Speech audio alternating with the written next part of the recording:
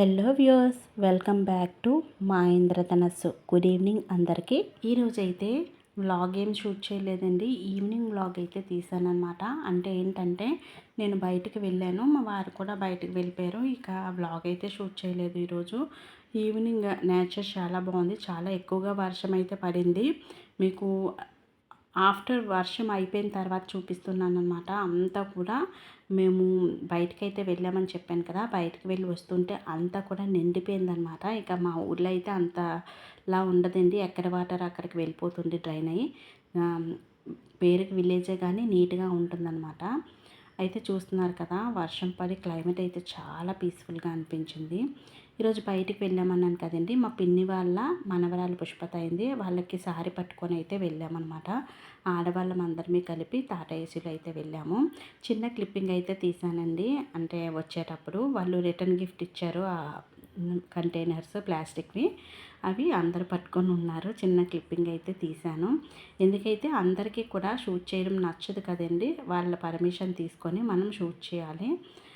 అక్కడైతే ఊర్లో అయితే చేయలేదు, ఎందుకంటే వాళ్ళు చూస్తే ఏదో అనుకుంటారన్నట్టు చేయలేదన్నమాట. ఇక్కడ సార్ ఒకటే తీసానండి వీడియో, వాళ్ళ ఇంటి దగ్గర సారి మాత్రం తీశాను. చూసారు కదా, రెండు అండాల హారిగా, అదే విధంగా ఒక అండా బూర్లు, 2 బిందెలతోని జాంగ్రీ, ఒక క్యాన్తోనేమొచ్చి దీపగారులు, చంద్రవంకలు, తాటి ముంజులు, అదేవిధంగా చంద్రకాంతులు చేసామన్నమాట 3. తర్వాత 30 కేజీలు బాస్మతి రైస్, ఇక్కడ ఫ్రూట్స్ కూడా ఇచ్చారు.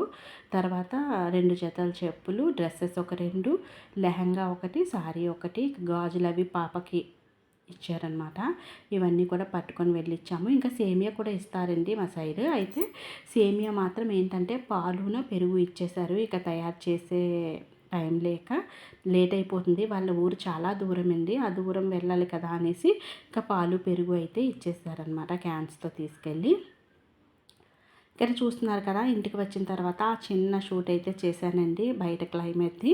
ఇప్పుడు చూస్తే 7:30 అయిపోయింది టైం. ఇక నేనైతే టిఫిన్ చేసేద్దాము. ఇంట్లోనైతే ఇడ్లీ బ్యాటర్ ఉంది, ఇడ్లీ బ్యాటర్ టిఫిన్ చేస్తున్నాను. ఒకవేళ ఇడ్లీ బ్యాటర్ సరిపోకపోతే నేను అప్పుడప్పుడు దీంట్లో ఒక కప్ ఓట్స్ వేసేసి 1 టేబుల్ స్పూన్ పెరుగు వేసి కలిపేస్తాను. లేదు అంటే 1 కప్పు మనకి రాగి పిండి ఉంటుంది కదండి, రాగి పిండి వేసినా సరే ఇడ్లీలు బాగానే వస్తాయి. ఒక 2 స్పూన్లు పెరుగు వేస్తే సరిపోతుంది. సోడా అది వేయనండి, కొంచెం హెల్తీగానే తింటాము. మరీ హెల్తీగా తినలేము, అలాగని మరీ అన్నీ కూడా తింటే హెల్త్ పాలవుతుంది కదా. ఇక్కడైతే ఇడ్లీలు అరిటాకులో వేస్తున్నానండి. ఇలా అరిటాకులో వేయడం వల్ల ఇడ్లీ బాగుంటుంది, ఫ్లేవర్ కూడా బాగుంటుంది.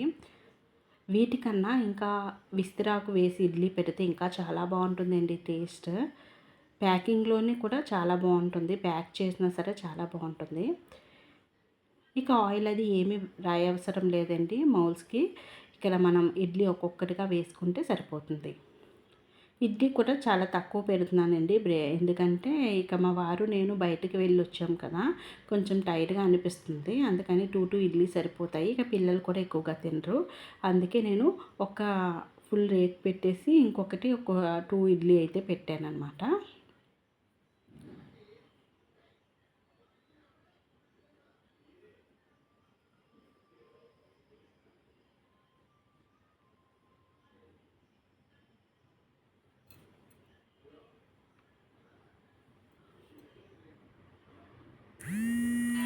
ఎక్కడికైనా బయటికి వెళ్ళొస్తే చాలా టైర్డ్గా ఉంటుంది కదండి, కానీ పని మాత్రం తప్పదు, ఆడవాళ్ళకి ఖచ్చితంగా చేయాలి.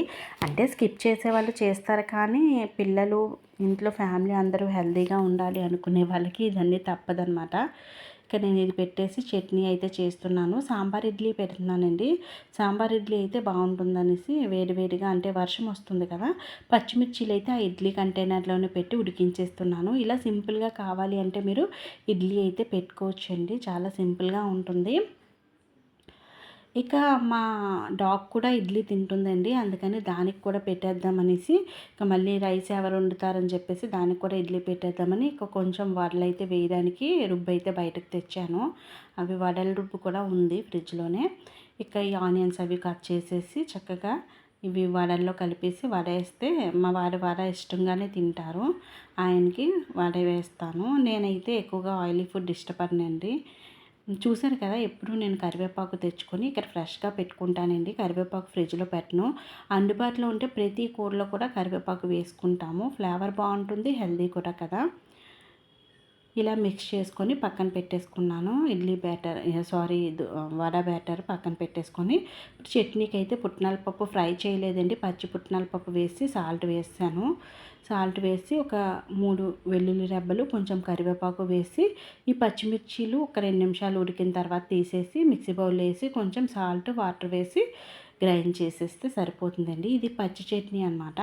కానీ పచ్చి చట్నీలా ఉండదండి. మనం పచ్చిమిర్చీలు ఉడికించాం కదా, చాలా టేస్టీగా ఉంటుంది. మిక్సీ అయితే పట్టేశాను. ఇది కొంచెం గట్టిగానే రుబ్బుకోవాలి. మెత్తగా ఉంటే బాగోదండి. ఎప్పుడు పప్పు చట్నీ కొంచెం గట్టిగానే మనం గ్రైండ్ చేసుకొని దీంట్లో వాటర్ కావాలంటే కలుపుకోవచ్చు. కానీ నేను చాలా తక్కువ కలిపానండి. ఎందుకంటే మనకి ఇప్పుడు ఈ చట్నీ ఏంటంటే సాంబార్లో కదా, అందుకనేసి గట్టిగా ఉంటే బాగుంటుంది. నార్మల్గా అయితే దీంట్లో ఇంకొంచెం వాటర్ అయితే పడతాయి. ఇక్కడైతే సాంబార్కి చట్నీకి కలిపి ఒకే పోపు పెడుతున్నానండి. టైం లేనప్పుడు నేను ఇలా పెట్టుకుంటానమాట. 2 చట్నీలైనా సరే ఈజీగా చేసేసుకోవచ్చు. అదే విధంగా వంట కూడా అయిపోతుంది. ఆవాలు, జీలకర్ర, కొంచెం పోపులు వేసేసుకున్నాను. వేసేసుకొని ఒక 2 ఎండుమిరపకాయలు అన్నీ కూడా వేసుకోవచ్చండి పోపులు. ఈ పోపుని చట్నీలోకి షిఫ్ట్ చేసేయచ్చు. అదేవిధంగా మనం సాంబార్ కూడా తాలింపు పెట్టేసుకోవచ్చు. గిన్నెలు ఎక్కువ అవ్వండి ఇలా 2 ఒకేసారి చేయడం వల్ల. అదేవిధంగా మనకి సింపుల్గా వర్క్ అవుతుంది. ఇక్కడ పోపు అయితే చట్నీలోకి తీసేసానండి. ఇక దీంట్లోనే ఆనియన్స్, టమాటోస్ అన్నీ కూడా వేసేస్తున్నాను. సాంబార్ మనకి ఇడ్లీ కదండి, మనకి ఏమీ వేయవలసిన అవసరం లేదు. సింపుల్గా సాంబార్ అయితే చేస్తున్నాను. కొంచెం కారం వేసేసాను, కొంచెం సాల్ట్ వేసేసాను. అంటే నాకు ముద్దపప్పు ఉడికించింది ఉందండి కొంచెం, అయితే ఆ పప్పు వేసేసాను. అందుకే సాంబార్ పెట్టానన్నమాట. దీంట్లోనే వాటర్ వేసేసాను. ఈరోజు మార్నింగ్ ముద్దపప్పు చేశాను, అది ఉండిపోతుంది. ఇక ఫ్రిడ్జ్లో పెడితే తినమండి మేము ఎక్కువగా. అందువల్ల ముద్దపప్పుతో సాంబార్ అయితే చేశాను. లేకపోతే టమాటో చట్నీ చేస్తాను. చూస్తున్నారు కదా, ఇలా కొంచెం చింతపండు పులుపు వేసేసి చక్కగా మనం కొంచెం సాంబార్ పొడి వేసేస్తే చక్కగా సాంబార్ మరిగిపోతుందండి. కొంచెం వాటర్ ఎక్కువగా వేసుకొని మరిగించామనుకోండి, ఇడ్లీ సాంబార్ చాలా టేస్టీగా ఉంటుంది. కొంచెం బెల్లం వేసుకోవాలి. కొంచెం బెల్లం కూడా వేస్తే చాలా టేస్టీగా ఉంటుంది. సాల్ట్ చూసుకోవాలి. బెల్లం పొడి అయితే వేసానండి. వేసి సాల్ట్ చూసుకోవాలి. ఎక్కువ స్వీట్ ఉన్నా బాగోదండి, అలా అని పుల్లగా ఉన్నా బాగోదు. కరెక్ట్గా ఉంటేనే బాగుంటుంది. టేస్ట్ అడ్జస్ట్ చేసుకొని ఫ్లేవర్స్ అన్ని అడ్జస్ట్ చేసుకోవాలి. దీంట్లో కొంచెం కొత్తిమీర యాడ్ చేస్తే చాలా టేస్టీగా ఉంటుంది.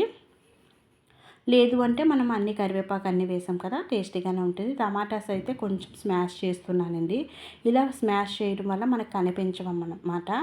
మనకి ఇడ్లీ సాంబార్ ఇదే విధం కాదండి, మిక్సీ పట్టుకొని అన్నీ కూడా మిక్సీ చేసేసుకొని ప్లెయిన్గా కూడా చేసుకోవచ్చు కోకోనట్ పౌడర్ వేసి. అది నెక్స్ట్ టైం అయితే చూపిస్తానండి ఎప్పుడైనా చేస్తే. ఇలా సింపుల్గా అయిపోతుంది. సాంబార్ అయితే షిఫ్ట్ చేశాను. ఇడ్లీ అయిపోయింది కదా, ఇక్కడైతే నేను వడలు అయితే వేసుకోవడానికి చిన్న కళాయి పెట్టేశాను. చిన్న కళాయి పెట్టడం వల్ల ఏంటంటే నేను ఇడ్లీ అది కూడా ప్లేట్స్లో వేసేలోపు వడలు అయితే వేసేస్తాను. ఎక్కువగా వేయను కదండి, చాలా తక్కువగా వేస్తాను వడలు. చూసారు కదా, ఇలా వడలు అయితే వేసేసుకున్నాను మా వారికి అనమాట. ఇది సాంబార్ అయితే బౌల్లో పెట్టేశాను. తనకి ఇలా ఇస్తే తనకి కావాల్సినంత వేసుకొని తింటారు. నెక్స్ట్ పిల్లలకి నాకైతే ఇక దీంట్లోనే వేసేసుకున్నాము. ఇడ్లీ చూసారు కదా, బయట హోటల్లో కొనుక్కున్నట్టే ఉంటుందండి, చాలా బాగుంటుంది. అండ్ ఆల్సో మనకి ఇలా మనం అరిటాకులు వేయడం వల్ల ప్లేట్ కూడా అంతలా అంటుకోదు. ఇడ్లీ మౌల్స్ కూడా అంటుకోదు. ఈజీగా మనం వాష్ చేసుకోగలుగుతాము. అదేవిధంగా హెల్తీగా ఉంటాయి. ఇవి చూసారా, చాలా మంచిగా వస్తాయి. అది ఇడ్లీ అంటారు కదండి, అలా వస్తుంది. చట్నీ కూడా మనమైతే ఏది కూడా ఆయిల్ అది ఎక్కువ యాడ్ చేయలేదండి. సింపుల్గా ఫ్రై చేయకుండా చేసుకున్నాము. ఇలా ఒకసారి ట్రై చేయండి, చాలా సింపుల్గా ఉంటుంది అండ్ ఆల్సో హెల్దీ అనమాట.